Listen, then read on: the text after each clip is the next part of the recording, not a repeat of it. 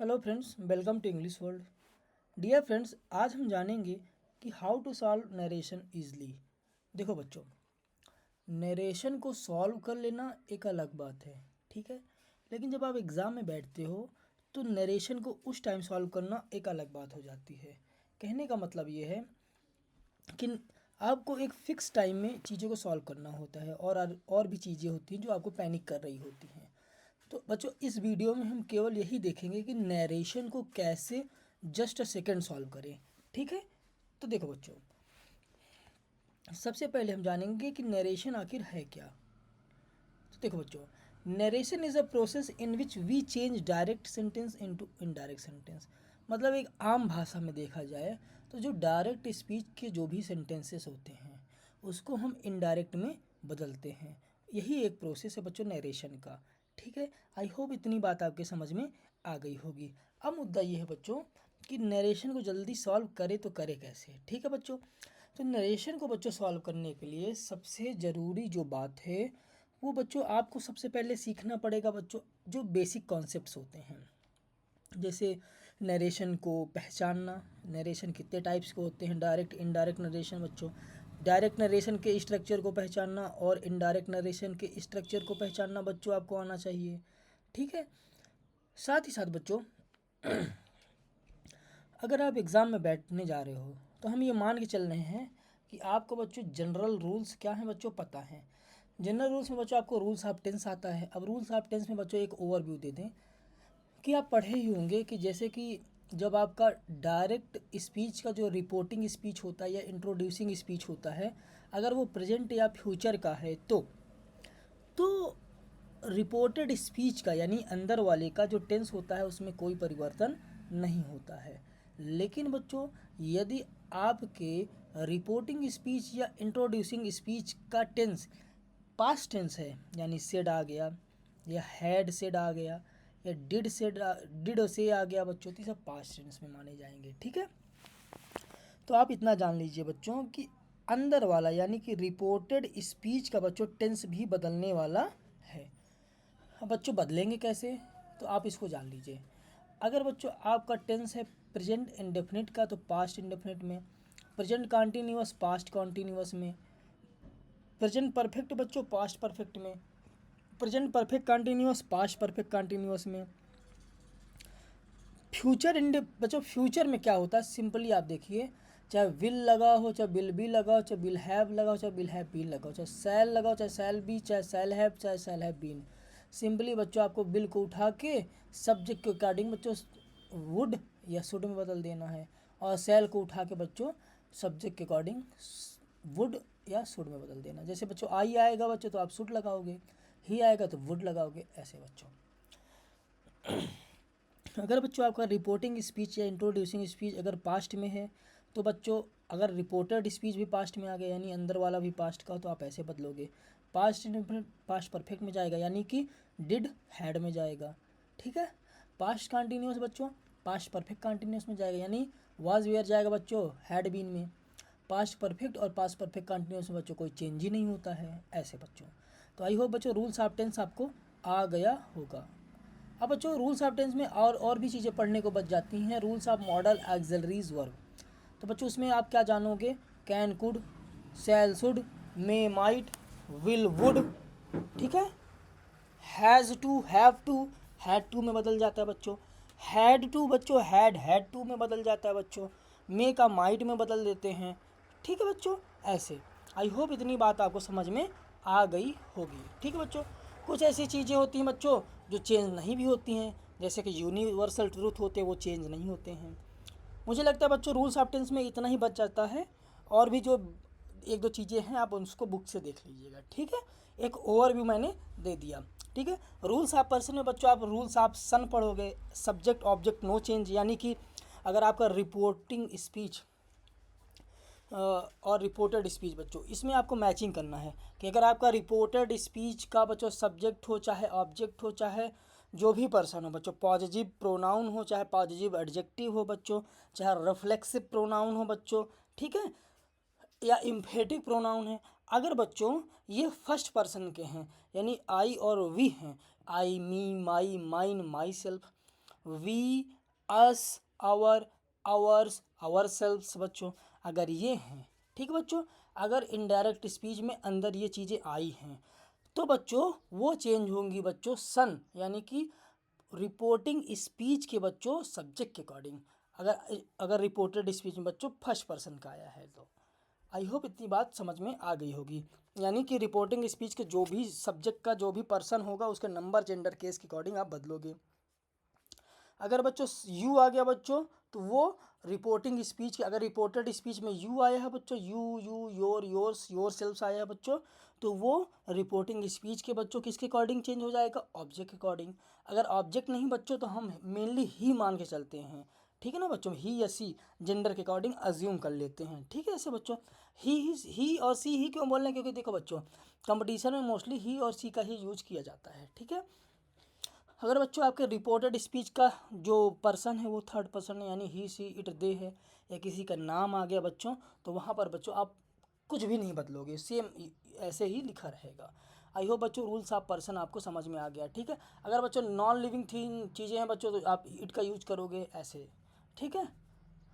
तो बेसिक जो बच्चों कॉन्सेप्ट है, जो जनरल रूल्स है बच्चों वो समझ में आ गया। Rules of other parts of speech, यानी rules of other parts of speech में बच्चों आपको पढ़ने को मिलता है कि जो नियरेस्ट एक्सप्रेसिंग वर्ड होते हैं बच्चों उनको फारदेस्ट एक्सप्रेसिंग वर्ड में बदल दिया जाता है। जैसे दिस का दैट, दीज का दोज, दस का सो, नाउ का दिन, ठीक है ना, हेयर का देयर, ठीक ना बच्चों। स्टरडे को द प्रीवियस डे या द डे बिफोर, ठीक है बच्चों। टुमारो को ऑन द मोरो, ठीक है, द फॉलोइंग डे ऐसे बच्चों, ठीक है, द नेक्स्ट डे ऐसे बदल देते हैं। तो बच्चों आई होप एक बेसिक ओवरव्यू मैंने दे दिया है बच्चों। बेसिक रूल्स जो होते हैं बच्चों वो मैंने बता दिए हैं ओरली, ठीक है ना। और भी आप बुक्स में देख लीजिएगा जो दो चार 10 छूट रहे हैं, ठीक है। तो बच्चों इसका नॉलेज आपको होना चाहिए। फिर बच्चों आपको नरेशन में पढ़ने को मिलता है रूल्स ऑफ सेंटेंस, ठीक है, जो स्पेशल रूल्स के अंतर्गत आते हैं। रूल्स ऑफ सेंटेंस में बच्चों आपको पढ़ना कैसे होता है, अब बच्चों सेंटेंस के अकॉर्डिंग चेंज करना, डायरेक्ट से इनडायरेक्ट में बच्चों चेंज करना सीखो। जैसे असर्टिव, इंट्रोगेटिव और आपका हो गया इम्परेटिव, ऑप्टेटिव और एक्सक्लेमेटिव बच्चों, तो इसके अकॉर्डिंग आप चेंज करना सीखोगे। असर्टिव में बच्चों आप देखोगे जनरल रूल्स को फॉलो करते हुए बच्चों आप दैट कंजंक्शन के यूज करते हो, ठीक है। इंट्रोगेटिव में बच्चों इफ़ या वेदर के यूज करते हो बच्चों। इम्परेटिव में बच्चों भी दैट का आप यूज करते हो, ठीक है, कंजंक्शन का यूज करते हो, ठीक है। साथ ही साथ बच्चों उसमें यू छिपा होता है बच्चों, तो यू का आप यूज करते हो, ठीक है। ऑप्टेटिव सेंटेंस में भी बच्चों दैट का यूज होता है, मे माइट का यूज होता है।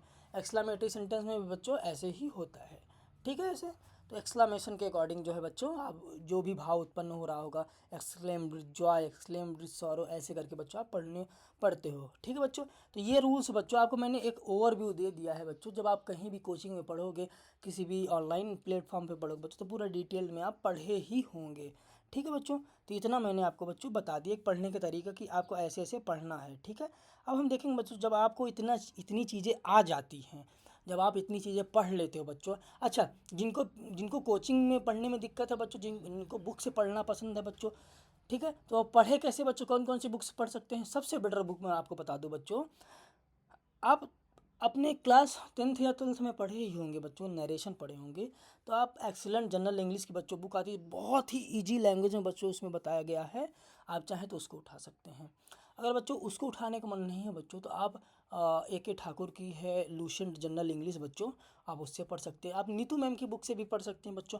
और ढेर सारे बच्चों नरेशन के जो वीडियोज़ हैं आपको ऑनलाइन मिल जाएंगे बच्चों, वहाँ से भी देख सकते, कैसे भी करके बच्चों आप नरेशन सीख सकते हैं। तो इतना आने के बाद बच्चों रूल्स अगर आपको आ रहे हैं तो बच्चों आपको करना क्या है, देखो बच्चों अगर आप एसएससी के एग्ज़ाम में बैठ रहे हो, बैंक, एमटीएस, सीएचएसएल, आरओ और अदर एग्ज़ाम, जहाँ भी नरेशन आता है बच्चों, ठीक है बच्चों, नरेशन में क्या होता है आप डायरेक्ट से इनडायरेक्ट में ही बच्चों चेंज करते हो। तो बच्चों इनको चेंज करने के लिए बच्चों सबसे आसान तरीका और 1 सेकंड में सॉल्व होने वाला तरीका बच्चों मैं अपने अनुभव से बता रहा हूँ, क्योंकि मैंने बच्चों एसएससी, सीजीएल, एमटीएस हर तरीके के बच्चों मैंने नरेशन के क्वेश्चन सॉल्व किए हैं। तो बच्चों सॉल्व करने का सबसे अच्छा तरीका ये है कि बच्चों आप सबसे पहले सेंटेंस के स्ट्रक्चर को देखिए, ठीक है ना बच्चों। और स्ट्रक्चर में बच्चों देखना क्या है, रिपोर्ट है, सबसे पहले आप अंदर वाले को देखा करिए, ठीक है। देखना कैसे बच्चों, एक बार आपको स्किमिंग कर लेना है, यानी जल्दी से देख लेना है, ठीक है।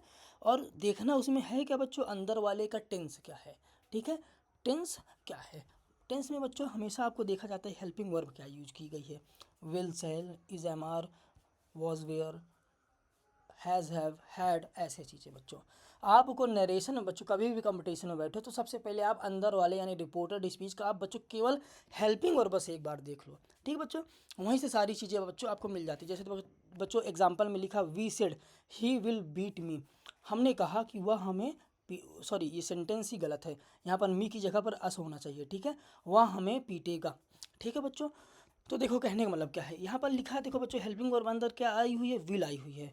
तो आपको बच्चों कभी भी एग्जाम में बैठोगे, कभी भी कंपटीशन के एग्जाम में बैठोगे बच्चों, तो आपको अंदर वाले की हेल्पिंग वर्ब को बच्चों देख लेना है। क्योंकि बच्चों मोस्टली जो बच्चों गलतियाँ होती हैं, जो मेन चेंज होता है हेल्पिंग वर्ब में ही छिपा रहता है, ठीक है। तो सबसे पहले बच्चों आपको हेल्पिंग वर्ब को देख लेना है। अगर बच्चों आप हेल्पिंग वर्ब को देखने के बाद बच्चों तुरंत ऑप्शन को देखिए। ऐसे में क्या होगा बच्चों, जब आप ऑप्शन को देखेंगे बच्चों तो विल का वुड, अगर बच्चों देखिए जैसे लिखा we said he will beat us, ठीक है बच्चों, हमने कहा कि वह हमें पीटेगा, ठीक है बच्चों, तो इसका चेंज होना चाहिए वी सेड दैट ही। अब बच्चों ही थर्ड पर्सन है तो नो चेंज होगा, विल का वुड हो जाएगा बच्चों, बीट अस हो जाएगा बच्चों। अब बच्चों अस है, अस के अकॉर्डिंग बच्चों सब्जेक्ट यहाँ पर क्या आया हुआ है बच्चों वी, तो अस का अस ही रहेगा, ये मी नहीं बच्चों, यहाँ पर अस होना चाहिए, ठीक है। तो बच्चों देखो विल का केवल क्या हो जाएगा बच्चों, यहाँ पर वुड हो जाएगा, WOULD हो जाएगा बच्चों। तो आपको ऑप्शन में बच्चों वुड होना चाहिए। तो सबसे बच्चों आपको इलेमिनेट करना है कि वुड किस में आया हुआ है बच्चों, जिसमें जिसमें वुड मिल जाए बच्चों समझ लो कि वही आपका आंसर होने वाला है। ऐसे बच्चों जनरली बच्चों आपके आंसर एलिमिनेशन का देखिए बच्चों नेचर कैसा रहता है। सबसे पहले नेचर तो ऐसा रहता है कि केवल एक ही में वुड दिया होगा, ठीक है बच्चों। अगर एक में वुड नहीं दिया है बच्चों, कई में वुड दिया है, तो बच्चों आपको करना क्या है, आपको दूसरा रूल करना है बच्चों कि अगर बच्चों अगर आपके ऑप्शन में हेल्पिंग और कई में सेम दिखें तो आपको बच्चों रूल 2 फॉलो करना है। आपको बच्चों पर्सन को चेक करना है कि रिपोर्टेड स्पीच का पर्सन क्या है बच्चों। तो पर्सन में बच्चों कहीं ना कहीं फॉल्ट किया होगा, ठीक है। जैसे बच्चों जहाँ पर यू आना होगा वहाँ पर आई या ही लिखा होगा या वी लिखा होगा बच्चों, वहाँ पर कोई ना कोई गलती किया हुई होगा। कभी भी कॉम्पिटिटिव एग्जाम में बच्चों आपको पूरा नहीं पढ़ना है, आपको देखना सबसे पहले हेल्पिंग वर्ब देख लो। पहली बात तो हेल्पिंग वर्ब से ही आपका आंसर मिल जाएगा, ठीक ना। हेल्पिंग वर्ब देखो तुरंत तुरंत ऑप्शन देख लो, ठीक है। ऐसे अगर नहीं भी मिल रहा है बच्चों, कई अगर सेम है, 2-3 में सेम है, जैसे कि आपका हेड आ रहा तो कई में हेड हेड आ गया, तो बच्चों आपको पर्सन का देख लेना है। तो पर्सन में ही कुछ ना कुछ मिस्टेक किया होगा, ठीक है ना बच्चों। जैसे सब्जेक्ट के अकॉर्डिंग आना चाहिए था बच्चों, तो ऑब्जेक्ट के अकॉर्डिंग रहा होगा, ठीक है। ऐसे बच्चों तो वो चीज़ें एलिमिनेट कर दीजिए। तो सबसे पहले बच्चों हमेशा मैंने बच्चों इतने डायरेक्ट नरेशन पढ़ डाले हैं, डायरेक्ट इनडायरेक्ट बच्चों, आपको बच्चों 70 से 75% गलतियाँ केवल हेल्पिंग वर्ब में ही मिलेंगी, ठीक है बच्चों।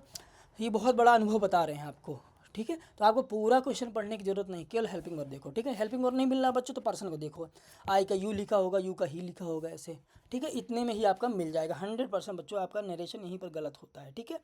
मेनली बच्चों सीजन लेवल तक की पूरी बात बता रहे हैं, ठीक है। अगर इतने में भी बात नहीं बन रही बच्चों, तो आप देखो बच्चों जो सबसे बड़ा फॉल्ट ये भी होता है, तीसरा फॉल्ट, कि आपका जो कंजंक्शन होता है बच्चों, ठीक है।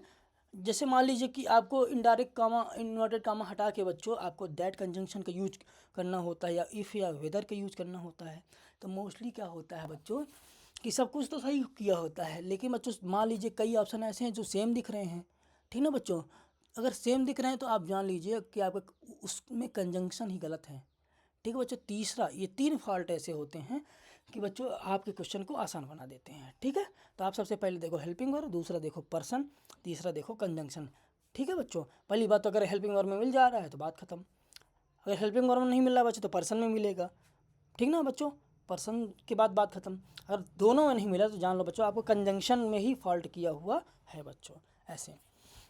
इसके बाद बच्चों अगर आपको इतने में नहीं मिल रहा है तो पूरा क्वेश्चन देख लो फिर सॉल्व कर लो, ठीक है बच्चों। उसमें माथा पच्ची करने की ज़रूरत नहीं है, ठीक है। आई होप इतनी बात बच्चों आपको समझ में आ गई होगी। तो देखो बच्चों नरेशन को सॉल्व करने का एक आसान तरीका मैंने आपको बताया, ठीक है, कि कैसे 1 सेकंड में बच्चों नरेशन को सॉल्व करते हैं, ठीक है बच्चों। आप एग्जाम में बैठोगे, अगर 10 क्वेश्चन नरेशन के आए हैं तो जान लीजिए कि 6 से 7 क्वेश्चन 8 क्वेश्चन बच्चों हेल्पिंग वर्ब के ही गलत हैं, ठीक है, या बच्चों पर्सन के ही गलत हैं। आप इतना जान लीजिए बच्चों, ये अनुभव की बात बता रहे हैं, ठीक है। लगभग 2000 2500 क्वेश्चन सॉल्व करने के बाद बच्चों ये चीज़ें आपको बताई जा रही हैं, ठीक है।